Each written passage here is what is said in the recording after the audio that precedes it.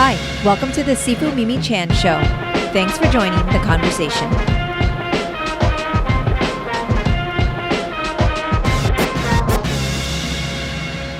Hello, the great Michael Boyle. So great to have you on the podcast again.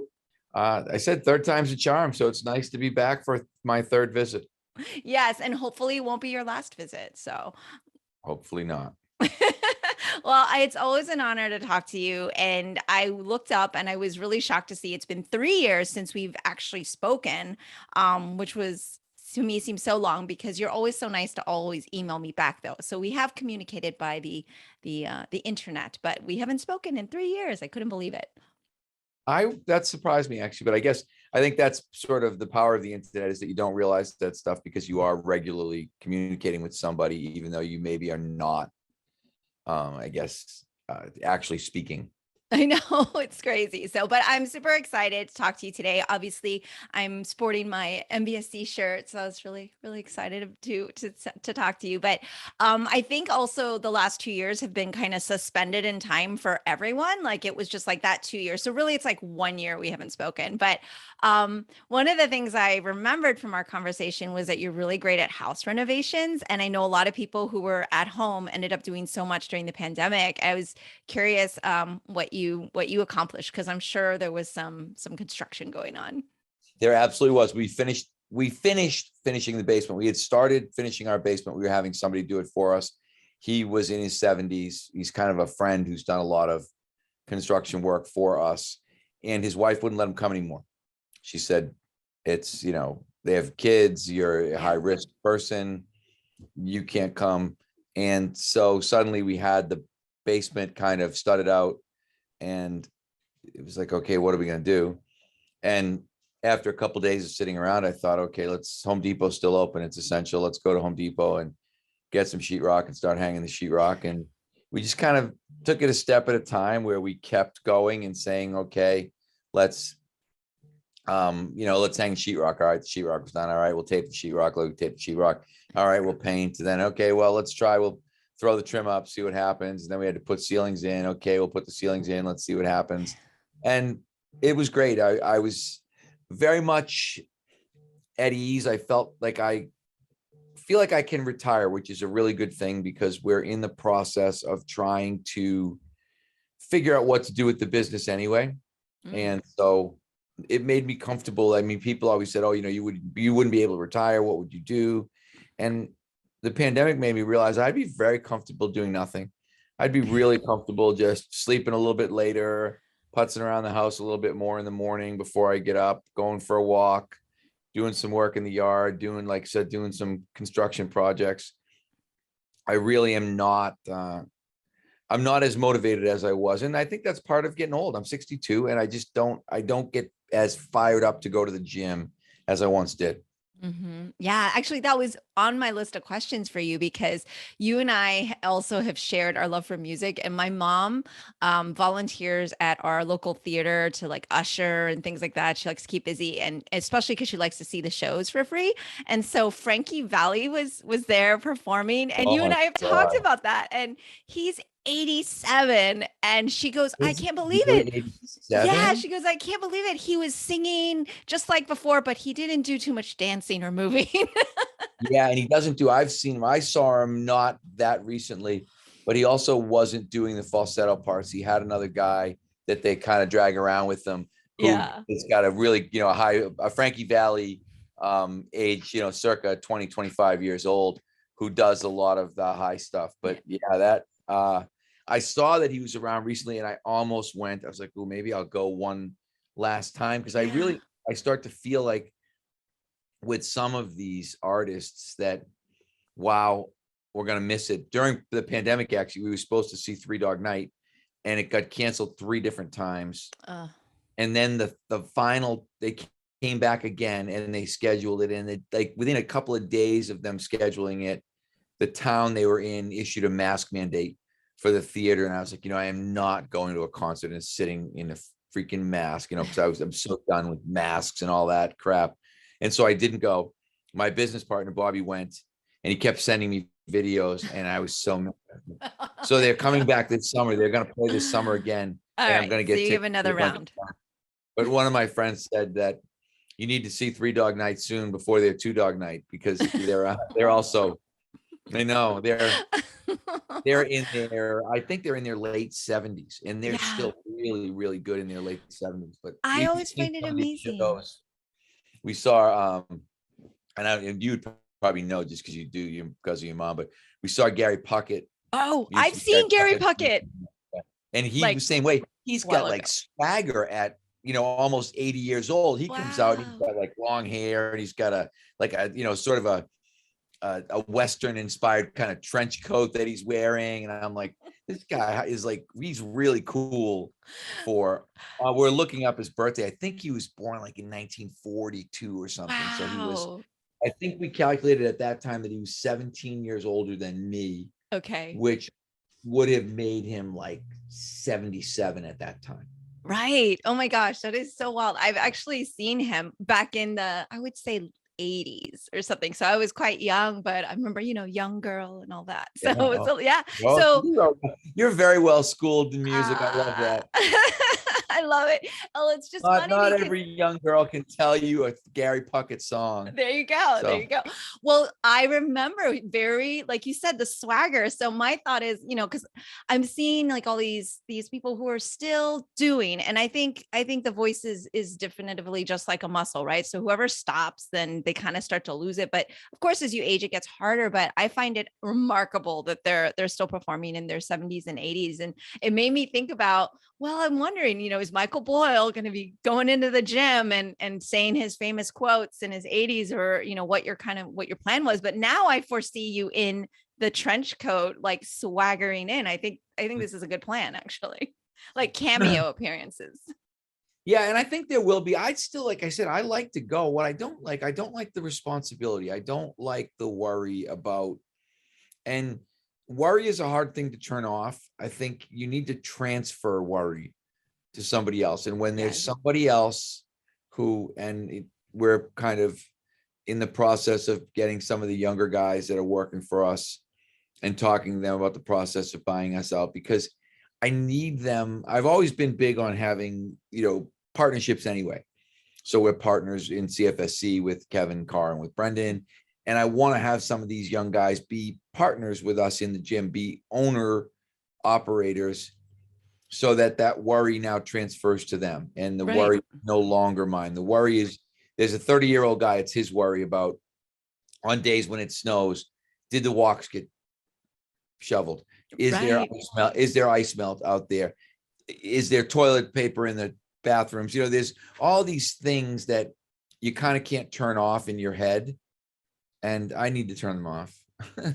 I completely understand. And I certainly haven't had the earned the right, like you and perhaps my father, and like the experience in having to have done that for so long. But I feel like I've been at it as well. And I know what you mean, because you'll wake up and you'll say, oh gosh, did we set this or so and so at the school? Or, is the pest control coming? And this needs to get renewed. And there's just things that you don't think about when you're just the person that gets to show up to teach the class, that's actually such a joy. So I always tell my instructors, like, you all get to just show up and teach, and that's the joyous part, even though it can be tedious. Because yes, the business owner part, I agree with you, turning that off is really difficult. And I think we probably share some similarities in personality with that as well.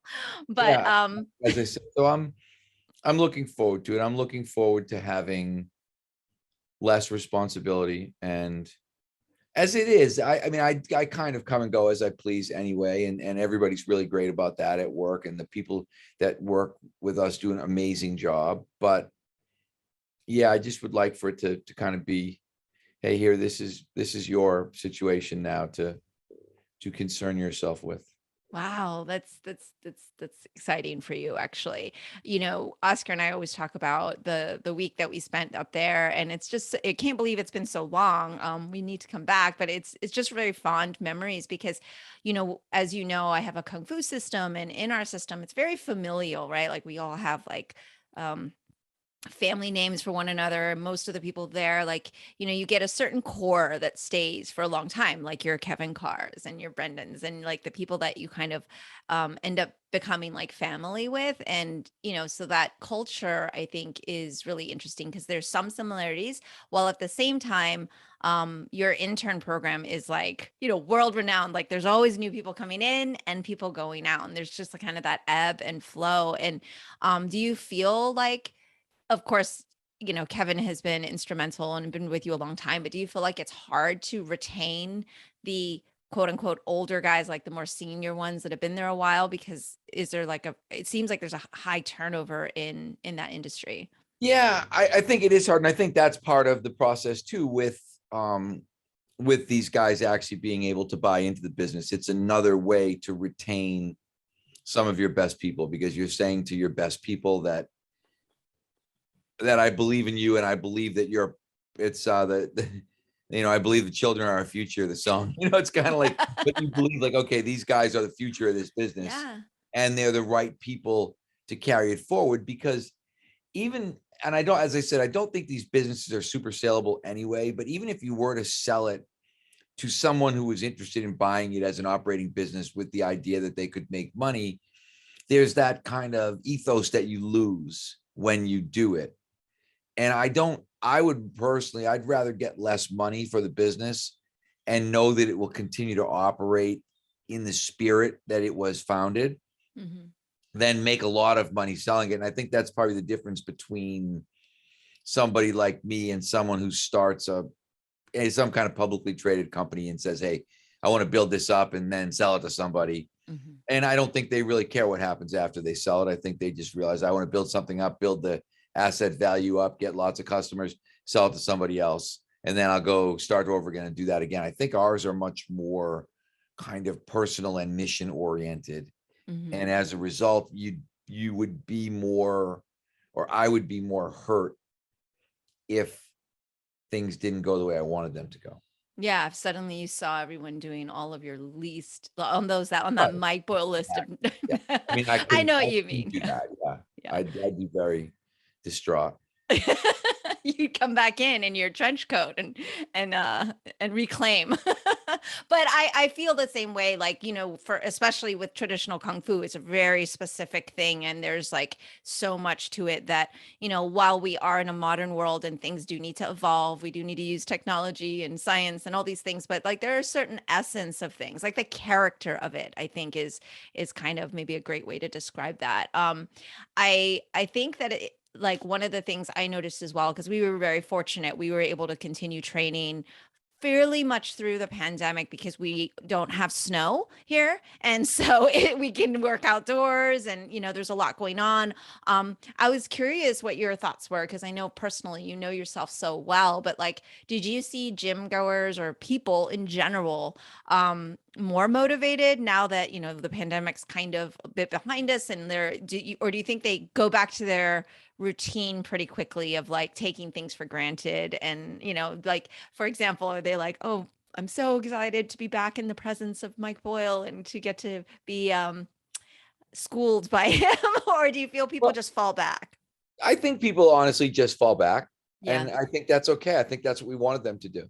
I Hmm. think we wanted it to get back to normal as fast as we could, and our customers were great. Our clients, in terms of, we had a lot of clients, and I don't know exactly what the number was, but there was a fairly substantial percentage of our clients who just kept paying their membership dues and told us that we're fine paying. We want you to be here when we get back. And that was a really nice feeling for us to know that, Yeah. okay, there are people out there who care enough about what we're doing that they want to support it, even when the service is not being provided for them. So that was Mhm. really good. And there were people that came back immediately. As soon as the day they could come back, they were back. And there were other Mhm. people who were a little hesitant. And a year later, we still get people who are showing up just now thinking, okay, I think I'm ready Yeah. to be in an indoor space. Hmm. So I think there was a little bit of a spectrum of people, but in general, people just, I think they wanted to get back to normal. Most of our people are very social animals, which is why they're with us. Yeah. Everybody, I mean, you could buy one of our workouts on Train Heroic and do it, but people don't. you could buy the workout and train Rearick and go to Planet Fitness for $15 a month and everything would be great. But they don't do that. They like the coaching, but I think as much as the coaching, I think they like the interaction. I think they like being around other people, being around like-minded people every day. So it's very much back to normal. That's great. That's great to hear. And I I love that, I've been very fortunate to speak with so many amazing people through this podcast, actually, because like you said, like, oh yeah, we connect through the internet, we email, but it's just less and less of the age, I guess, of time that we're in where you pick up the phone and you're just like having hour-long conversations with people. Not that you and I would be like chatting on the phone, but I love that I've been able to talk with so many people in the industry. And one of which is Coach Dan John. And I've actually had him on the show over like 10 times, I think, because we are exploring the sword and the stone together. And we've been doing this like amazing philosophy like dissection and going like kind of deep into it, and it's been really really rewarding. And I said, oh, I'll be speaking to your pal Mike Boyle soon, and of course you know what he told me to tell you. He loves me. That's what he probably Yeah. told me. Absolutely, he says tell him I love him, I love him in like the that. He is honestly, he's one of the nicest human beings that there is out there. He is just, I love the just being around and being in his presence is wonderful. I love when I get to go to a seminar, if it's an hour or if it's 2 hours or 4 hours. I love when we have him out here. He's been out twice to speak to our staff and to speak at our seminars, and he's a really good guy. And it's funny because people think, because we don't necessarily agree on everything about training. And I was having that conversation with another friend of mine today, but people assume that that means that we don't like each other. And it's sort of the furthest thing from the truth in terms of he still likes squatting. I don't. He likes whatever, kettlebell snatches. I don't, whatever it is. But that has nothing to do with our ability to have great conversations. And like you said, you're talking about sword and stone. We're not talking about training. 90% of the time when we're around, we don't talk about training. He and I more now, we talk about family and kids and life much more than we would talk about, oh, what do you think about, why don't you like back squats? I like back squats. You know what I mean? Like, we don't ever have that conversation because right. neither one of us has any interest in it really. And so it's just nice when I get to see him. Yeah, absolutely. I think it's just really cool because like I said, I've been able to talk to so many amazing people, and then I start drawing lines and how connected and how everyone knows one another. And I was curious because being in what you do for such a long time, not just through fitness but other areas of life, like you end up meeting people. How long have you known Dan John, for example? Oh, let me think. I don't know, 10 years, 12 years, somewhere in that neighborhood. We Okay. had never, it was because again, Dan was a lot like me in terms of he was sort of off toiling in obscurity. He was teaching at a boys' Catholic school in Utah, coaching football, coaching track. And it wasn't until he started writing that I became aware of him. And I think it Uh, probably was T Nation, early 2000s. I started reading Dan John articles. And I remember thinking, I like this Dan John guy. He's an interesting, because there was always a very intellectual theme to his writing. yeah, He very wrote, scholarly. yes, very scholarly. And then you start to realize, okay, he's got sort of a religious scholar's background. He was a Fulbright scholar. He's a really smart guy.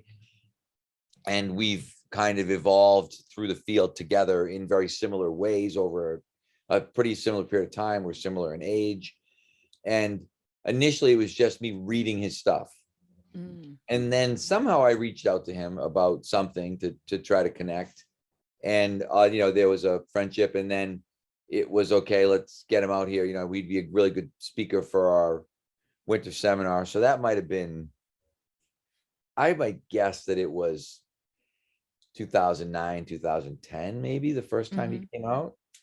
And I'd have to go back and think. I know the house we were living in, so that would be a way for me to somewhat calculate where he was. But the best part about the whole seminar, well, there were two best parts of the whole seminar. One, he shows up the first day. So he comes out on Thursday night with the idea that, I'm going to come in Friday and I just want to kind of hang around and train.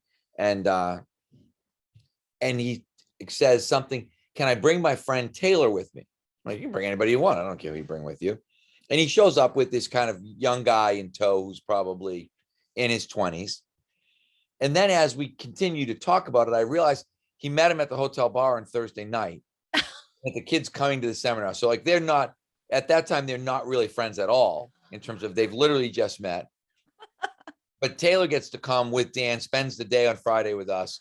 I think we went to a BU game on Friday night, a hockey game. He goes to the hockey game with us. Oh my God.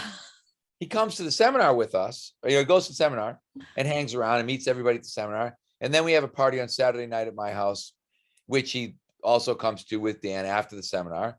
And it's Super Bowl Sunday. Wow. The next day. And Dan comes over to watch the Super Bowl and he brings Taylor with him again. We realize now this guy, his name was Taylor Lewis. Taylor changed his flight, realizing that he was, like, okay, I'm having the opportunity of a lifetime here, right? Yes. Yeah, pretty much. Hanging out at Mike Boyle's house with Dan John. And I just got invited to their Super Bowl party. So he moves his flight from Sunday to Monday. Oh so my he God. go to the Super Bowl party. But that to me is like classic Dan. Yeah. In terms of including some kid in his 20s who he met having a beer at the bar the night before, and then treating him like he's his best friend, to the point where when I'm having the conversation, how do you know Taylor? He's like, oh, I met him last night. He was at the hotel.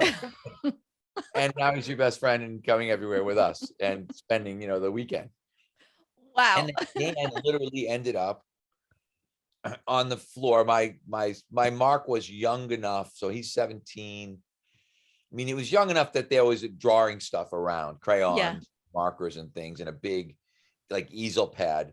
And I remember he was on the floor, laying on the floor of my house with Brendon Rearick and some other kids, and with the drawing pad out, like drawing, like they were drawing the world of strength and conditioning, I don't know, on the floor at 11 o'clock at night, with a bunch of 20-year-olds laying on the rug. But as all of that, I would look at and say, like, classic Dan John, totally, completely without pretense. Yeah. Just wow. a regular guy who just, I'm just here, here to do seminar, and hopefully we can hang out and we'll drink a few beers and talk and meet some nice people. And all of the above happened. And now even like Brendon and Kevin and all those guys, they're really good friends with Dan. They go to seminars, they hang around with Dan. Right. But these were all friendships that were made very accidentally. They were not at all any intended part of what we were doing. Mm-hmm. Yeah. I love that about Dan. Thank you for sharing that story. That's fantastic. And it does give everyone kind of a window into who he is, and knowing him now, I can completely see that. I would say that if I feel like, and I could be wrong, I'd like you to let me know, like, are you that easy to form friendships with someone in the way that you just described Dan as, or do you kind of like take a little longer? I'd be that easy. I think Dan's a little more outgoing than I am. I think I might be a little more reticent, a little more, maybe less likely to talk to somebody that I didn't know and really strike up that conversation. So, I mean, that's not me for sure. I would like to think I have some of that in me, but I know that Dan has way more of it. Dan has that in by the poundful. So. Oh my gosh, that's so much fun. And of course I follow you on social, and it's like you haven't done like a series of rants like I had seen you doing a little further back, but I always enjoy your opinions and your opinions based on facts. I think that stuff runs in streaks, in terms of sometimes somebody will get you aggravated. Maybe I'm not having as many rants because I'm doing better at blocking people on Twitter, so I don't have as many idiots in my feed who get me ranting and raving, which is kind of a good thing. It is. I think I'm getting. I was saying to somebody, I'm getting better at Twitter because I've got some great high school coaches that I follow on Twitter and that I interact with pretty well, and or pretty regularly, I guess.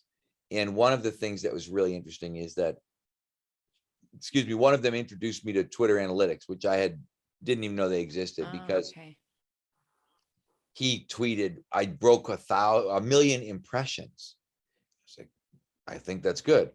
I said, kind of, what's a million impressions? And so he sends me something, okay, go to Twitter, go down to the three dots, click three dots. When it says analytics, click that, and then you'll see. And so I've started to get a better handle on what works. I've started to look at, okay, what are people interested in? I hate to say what gets likes, because that sounds like you're just looking for likes. That's not the goal, but getting a better sense of what people are looking for and what people are interested in. And sometimes then I'll try to move in that direction. Other times I don't care. If something kind of comes into my head that I think is tweetable, I'll just tweet it anyway. But I have realized that people are really looking for more information about programming. I did a program design series of tweets. I think I called it Program Design 101. And I think I ended up doing about 15 of them over the course of 15 days. And that month I hit almost 4 million impressions. Wow. Because some of these were getting massive amounts of views and likes. And so it's Twitter's a really interesting place. I'm very glad Elon Musk bought it, to be honest. I think the fact that we're going to get more free speech on Twitter is great. And the fact that we can get it out of the hands of people who are trying to restrict it is really good. Although I don't think it'll matter much in the strength and conditioning world. I think overall it will hopefully make it a better platform. Because it's my favorite. I have way more Instagram followers. Yeah. I enjoy Twitter much more. I think Twitter is much more interesting, particularly from a strength and conditioning / personal training. It's way more interactive. Whereas Instagram is more like someone looks at your stuff and it's like, you're awesome. They click like or whatever. But on Twitter, you get more, because all it really is small back and forth. Yeah. So whereas in Instagram, you can, like, sometimes I forget to even look at the comments. So I just post a picture or post a video, and then sometimes don't know that anybody reacted at all. I had one the other day. I posted my advances in functional training finally made it to Spanish. We were trying for a while to find right. I saw that. a Spanish publisher, but it had 254 comments. And that's the most comments I've ever had. But it was just Spanish speaking people sharing it with other Spanish speaking people. So I went through all the comments to look and think. I couldn't understand what any of them said anyway, because they were all in Spanish. And most of them were just tagging somebody else. Right, to share it. Okay. That's good. Hopefully I sold some books. I think so. You probably did, for sure. But that's so interesting. And you probably could teach me about it, honestly, because I am not very good at either. But it is kind of funny because I look at Twitter maybe once a week at the most, and it's very rare. And it's funny because you actually did interact with me not too long ago, because I was like, oh, Mike Boyle is the one that encouraged me to read 100 books a year. And you're like, I think it was 10. Yes. I was like, wow. I'm like, overachiever. You're giving me super credit. 100 books a year. My God, that's like one every 3 days.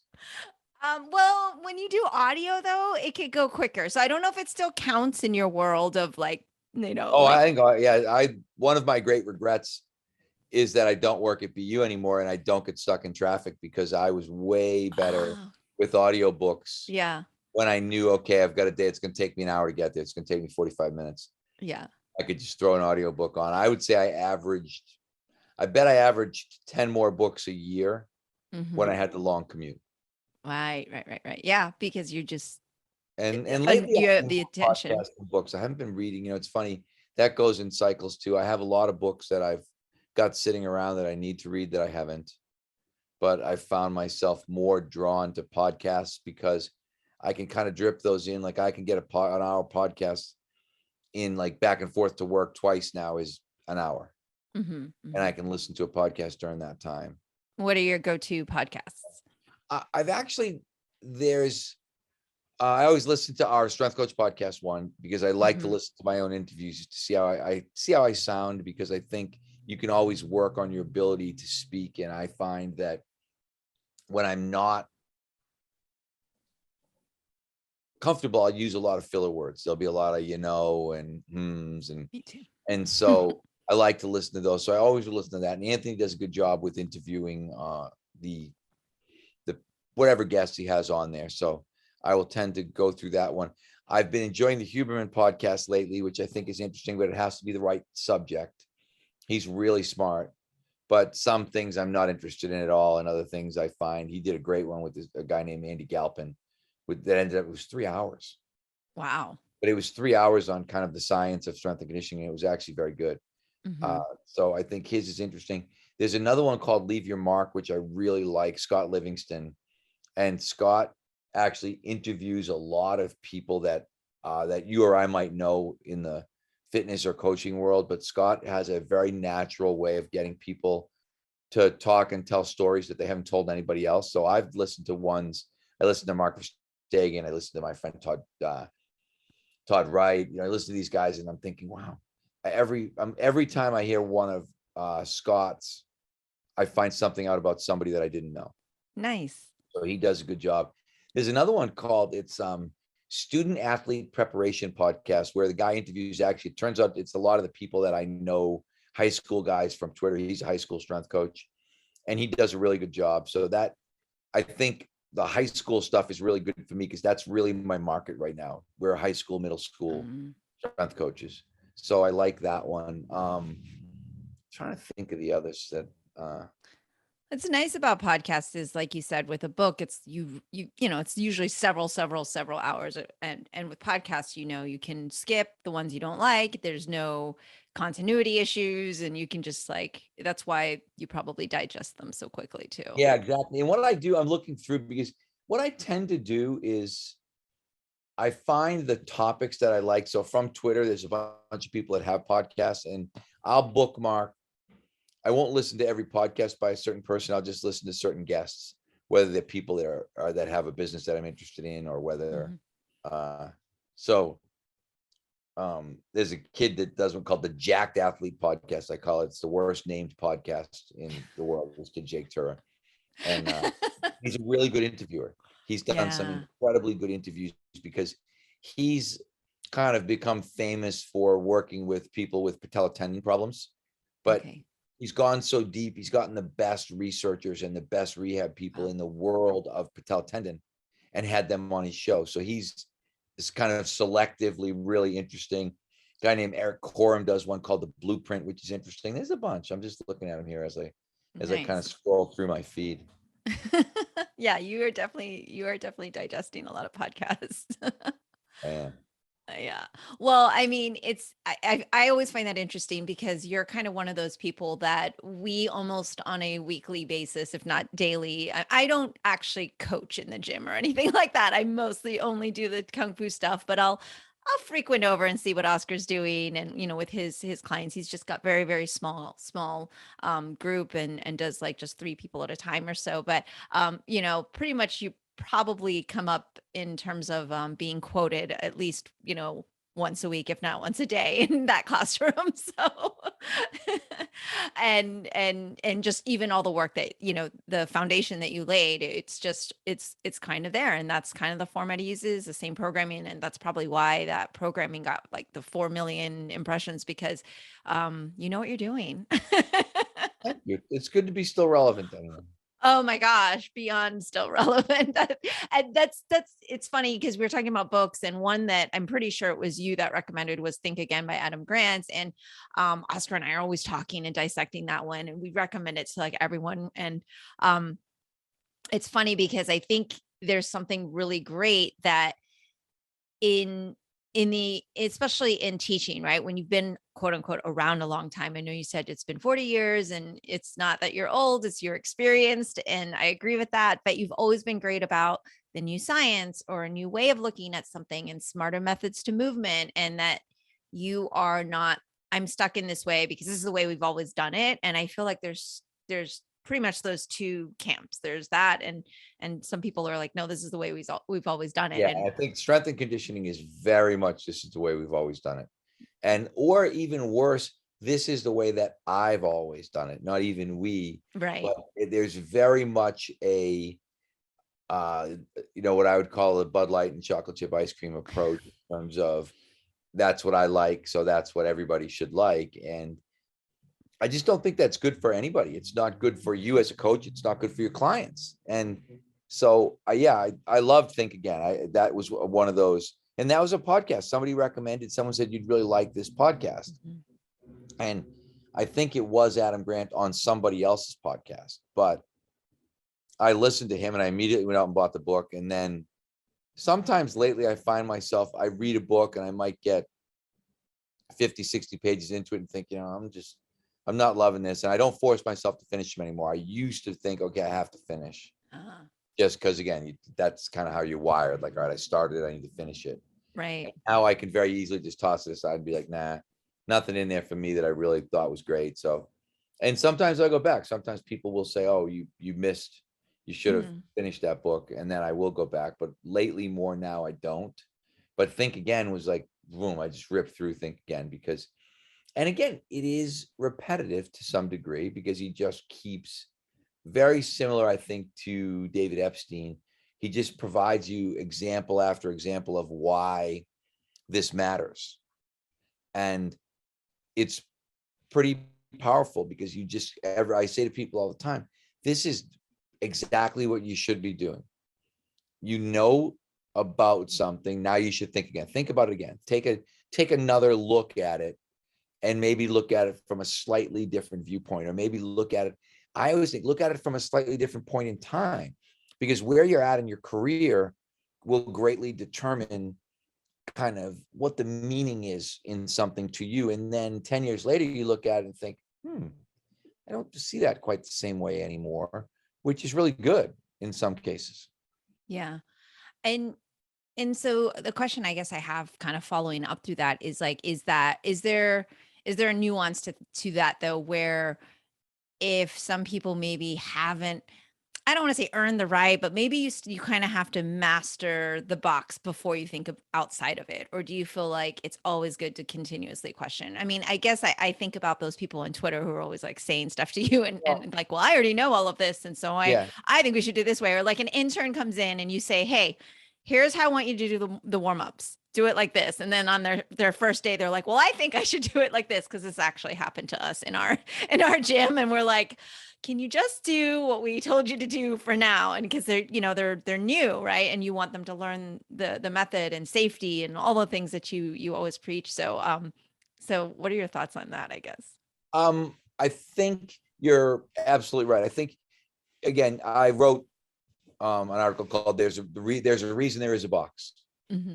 And so I always think, and it was basically the idea that you need to be the master of the box before you think outside the box. And I think what happens a lot of times is we get people who, they don't even know what's in the box. Like they haven't, never mind master of the box, they haven't looked in the box, but they want you to be, I'm an outside the box kind of guy. And I'm like, I don't want any outside the box kind of guys until I understand that you're like, oh, I've been in the box. I got the box down. I know exactly what we're going to do. And that's very much our method at MBSC in terms of, we'll have a meeting. So we're close to a month away from our summer intern meeting, 5 weeks probably till we have our summer intern meeting. And in that meeting, I will always say to them, don't think. Thinking is where you get in trouble. When you come to me and say, I thought, you will be trying to explain a mistake that you made. That will be the conversations wherever anybody says to me, well, I thought, I always say to them, I thought is like an apology because somebody got hurt or something went wrong or something broke, something didn't go the way that it was supposed to go. And the reason that happened was because you thought. And that's really insulting. I think people could look at it and say, that's terrible. It's insulting. It's demeaning. And I try to approach that in that meeting and say to them, I understand all of that. I also understand that we have a system that has to work, and you adapting the system or you attempting to think about how to do it a different way is going to knock things off the rails. And so it's tough. That's a hard lesson for these kids to learn kind of right out of the gate is, I'm going to Mike Boyle's to learn and he's telling me not to think. That doesn't sound right. Yet it is right because you're going to learn. It's not like I'm handing you the system and saying, hey, here's the system. I want you to analyze it and tell me how you think you could improve it. That's not part of the conversation. What I'm saying is, here's the system. I'd like you to learn how to implement it. Mm-hmm. And I think that's a very different process, but some people could come away and have come away from that thinking, well, that's an insult. You know, I'm smart. I should be able to think. No one should be telling me not to think. And I'm like, hey, sorry, this is the annual conversation. But what I also say is there'll come a time when I look at like Kevin or, you know, and Steve Bigelow and Vinny and those guys, I want them to think. I want them to question. We talk in staff meetings all the time. I want you to question what we're doing. But here is the venue for questioning what we're doing. I want you to bring it up in a staff meeting so that we can discuss it as a group. So if for no other reason, I can explain to you why I feel the way I do. This is why I feel the way I do. This is why we're doing it this way. And then if you want to offer a suggestion as to, hey, I think we could do it like this, I'm perfectly open to that. It doesn't mean we're going to do it differently. It just means I am now open to your suggestion. So I am now willing to listen to your viewpoint on this. And I might at the end say, that's great. I really appreciate you thinking that way, but we're going to do it this way. And that happens a lot. But Yeah. at different times, you know, Dan McGinley and Steve, they write the programs now a lot because they know what we want to get done. They understand what we want to get accomplished. And they're doing a lot of the writing because they are good thinkers and they do understand the system, but you need to really understand the system. Yeah. Yeah. I definitely relate to that. And like I said, I always kind of analogize what you're doing in my martial arts world and what I do at my school. And I think just because I've been in it for so long, I've often found myself, you know, constantly in a position of leadership with people my age or much older than I am. And there's always this, you know, there's just a different, it's an interesting dynamic. I think there's a lot to be said for just kind of learning how to wield that world of what you're saying of like, okay, here's the time I want you to think, here's the time I want you to listen. And I feel like it just depends on who's giving the messaging, right? I feel like maybe what I've learned kind of in my 20s to 30s and, you know, now in my mid 40s and how I did something in my 20s to how I do it now is very different. I'd love to hear about how like your coaching style has changed or what was different. But I know that for me, like, especially dealing with, I will say men in their 20s and 30s. And like, when there's always kind of a bit of, I think sometimes more of a tendency for questioning, right? And saying, oh, well, I, like you said, they want to say, I think, and I want them to know, no, you need to learn the system. So I'm totally going to make sure I'm right Generally taking for notes. me, it's also men in their 20s and 30s. So, I've heard. but it is, I think that's part of the process. I think in what we need to be in our situation, yours or mine, is we need to be a better teacher of teachers or a better coach of coaches, because that's really the job. Because ultimately now it's, can I teach you to teach them? I had this conversation the other day with Anthony Renner when we sometimes coaches will argue about, I said, let's do it this way. And they're like, well, I can do that. I like to do this. And I'm like, I understand. You're really good. I said, what I want you to think about in your mind is, would you want an intern doing what you just said? And they're like, well, no, I don't think I'd want the intern. I'm like, then that's not how we should do it. Because it doesn't matter if you feel like you can teach it, because sometimes that would be the argument of like, I'm a really good coach, I can do this. And I would explain to them, that's not what we're talking about. I'm not questioning your value as a coach. I'm questioning our ability to implement a system. Yes. And the system, so you think about, they always say team, you know, your offense is as good as your dumbest guy. That's kind of an old football thing in terms of the least or the most complicated your offense can be is the intellectual level of the dumbest person you put on the field. So, because you have to realize one guy not doing what he's supposed to do screws everything up. So it doesn't matter. You might think, oh, I've got a super cerebral left tackle and he really understands what we're supposed to do. It's like, great. But if your right tackle is some guy who's dumb as a stump, then it doesn't matter that the left guy is really smart, because he can't be doing the right guy's job and his job. And so I think we need to look at all of those kind of sports analogous situations and realize that it's very much the same thing, whether, and I don't think there's a difference, whether it's your Kung Fu world or my strength and conditioning world. That ability to develop a replicatable system. Yeah. Right. So that when somebody comes to class, they get taught something in the way that you wanted them to learn that, or in the way that you think they will best learn that. Mm-hmm. And that's what we do all of the time. That is our constant kind of drive and strive situation, is we're driving and striving towards having a really, really good system that allows us to mass produce the skills that we want. Same thing you're doing. Absolutely. And it is a matter of fact, that is exactly why you can and will and have the choice of when you want to retire, because you have put a really good system in place, knowing that things can be replicated and go on in the way in which you know have taught everyone, right? And so that's the point.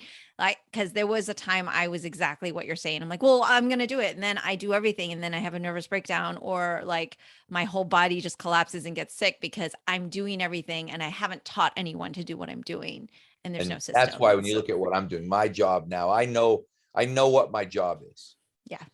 And my job is to coach coaches Mm-hmm. so that they can coach athletes. Me being really good at coaching athletes does not make Mike Boyle strength and conditioning more effective. Me Yeah. being a very good coach of coaches and empowering that next level of coaches to then work with the level of coaches below them, that's what really is going to make us good. And so that's where the majority of my energy goes. And I always tell people that came out of the book, The One Thing. One Mm-hmm. Thing. Have you read Yeah, One Thing? Yeah. I So believe so.